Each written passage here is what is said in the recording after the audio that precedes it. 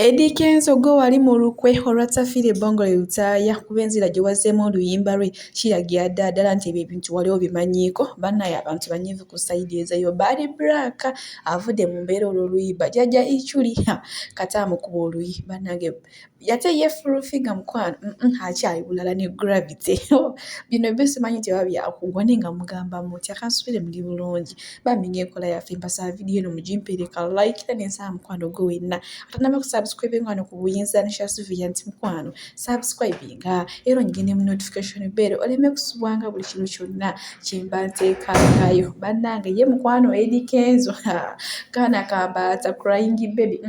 agenda kwejjusa ekyamudisizaamu oluyimba lwa Plilly Bongole Lutaaya naye ate nze ndabaawo abantu twandisanyuse kuba waabanga aguza Uganda. Bannange naffe abantu tetumanyi kye tusiima owaye saagala kutokomoka mugambo kasooke nkuteereko bano bo nga bagamba mukwano tumaze okuzuula gwe eyali mipango gy'okutaani Plilly Bongole Lutaaya. Bannange olemwa nti Uganda ye munnange Bad Black Mama Masolo ye oluyimba lwa Eddy kenzo lwe yazzeemu lwa Plilly Bongole Lutaaya olumugudde mu matu we bati wepobo munnaye n'agenda direct wali ku Facebook ye n'agamba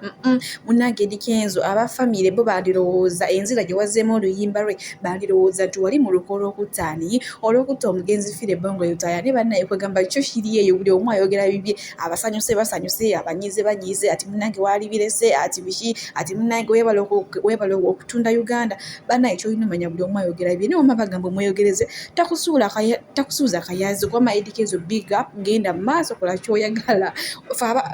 badde ngenda gamba faamu tunyumirwa abanyumirwa ate munaye kuba togenda kusanyusa buli omu ate era mu kiseera kyekimu kankuteereko full figure mukwano nga tonka ne gravity. Bannaye kyokka jjukira bamukwana ate mmale enkuze ewetejja ichuli ate ye kyakoze Eddy kenzo bannange ow'omutima omutiikizi sooka ofune ku giraasi y'amazzi. Bannaye oba kuno kugamba obwo obusungu oba lwaki jjajja ichuli avumayo simanyi buno obusungu bo gyabujje ku luno oluyimba Eddy kenzo lwe yazzeemu olwa Plilly Bongole Lutaaya. Bannange saagala kutokomoka mugambo namwe kambatwala direct naye nga sinaba kubanga mbatwalayo bami mbadde nsaba gwe wenna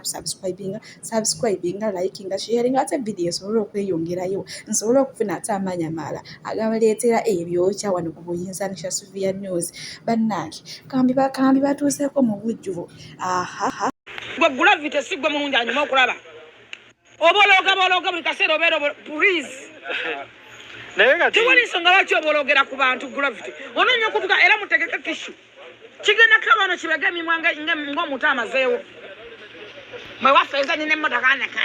ono wetemerako ettaka nnyoko omwetera bizibu kutuwowoolera naye gravity kyaliiwo yes ate baba kyaliiwa nga njogere mazima nti yakoze bulungi mu mbeera omuntu yenna ng'afiiriddwa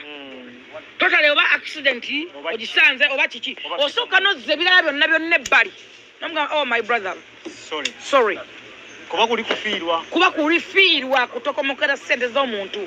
kufiirwa respect the legends obikoze mu luzungu weddeko enough is enough ojja kuddamu ono tukabire nga wamwe motagula monoka otunulanga mayenje mumotunulira obuuso obulinga obwabalogo gulavite weefuge toli muyimbi oli gambola ezo ennyama ezisali mu ggumba ebyo biyimbayimba byokubakwa ne bijjira bayizawe byannaku 3 oliba lusobola okutuuka munnammanve ggwe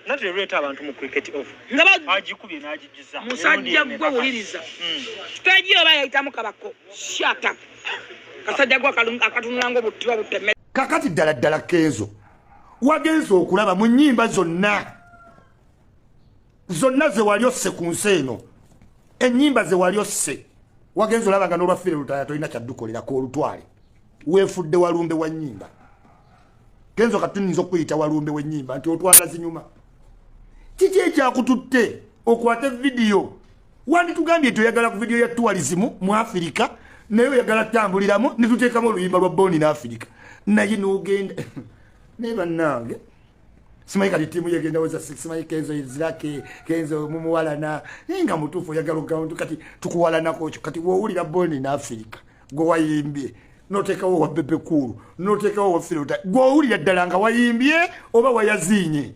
kenzo wayazinye okwo kwaziina omwana oluyimba yayazinye bwazinye vidiyo ennungi kati abazungu bagenda mu nominating kati no bamuwawaadi atugambe mu is winning for us toyina kyoge daye katonda wallahi yakola musuuza toswala oli musajja naye toswala ize wallahi oluyimba sisobola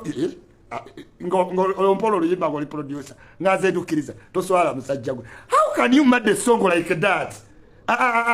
Oli abantu bagezi siba kalungi wano yagenze naddemu oluyimba nedda gyandula ensi yonna nemugagwe you lugalo sit home and dance your Mansuro. Leave our songs alone. Ne wagenda wa tayinza do performing kubanga she just killed the song.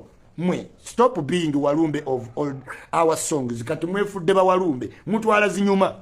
Kenzo ne Shiba muve ku nyimba z'abantu ziddamu. Uleka saddemu oluyimba bafana Chameleone Juliana Nava Gure todaddamu oluyimba. Katonda wange Chovula banga Kenzo yasinga nayo kusinga kwe Uganda abantu esinga yatategere kubanga bannange what's the wayimbyewo bigambo byo a very nice video wandi yimbyewo ebintu byo simanyi omukwano mbiro simanyi mutwala mbiro wandi yimbyewo ebintu byo noyogera byosanze nova ku luyimba lwa Boni na Afrika tulina mu memory nyingi abantu abali Bulaya abantu abagenda ku kyeyo oluyimba luzamu hope naye mu 2000 no kube ngoma atenga ziraganga ze wakuba mu 1960 mu bantu Walumbe benyimba Kenzo moli ofuse kati Walumbe wa nyimba otwala zinyuma mu bantu abali basolo yimba ugwe ne Samali kyakola lwakabuye Semboga jalla jalalo yataluli yatugalu tugenoza omusayina agunywa mulekerawo okuba Walumbe benyimba nti mutwala zinyuma ddamu oluyimba enyimbo ina kuddamu za tipu swizi simanyi bolingo wafa bolingo wafa ebyo si kati musachovola langa bigayi munyivu kubanga kakati sura indicator abantu batte nyimba ne Kenzo otta luno te walutemyete omutwe wallahi wabadde n'obusungu n'obunabuuka mu video ngalaga ayimbye nya ekyasinze okunuma ye Kenzo okulaga nti ayimbye nnyo n'abuuka ngana Kenzo we baba n'abaana abakoppa bibana abakoppa n'akoppa n'erinnya lyo naye era n'avaamu nga spelling yagiwandiika bubi big talent mubuliddwa ennyimba what is this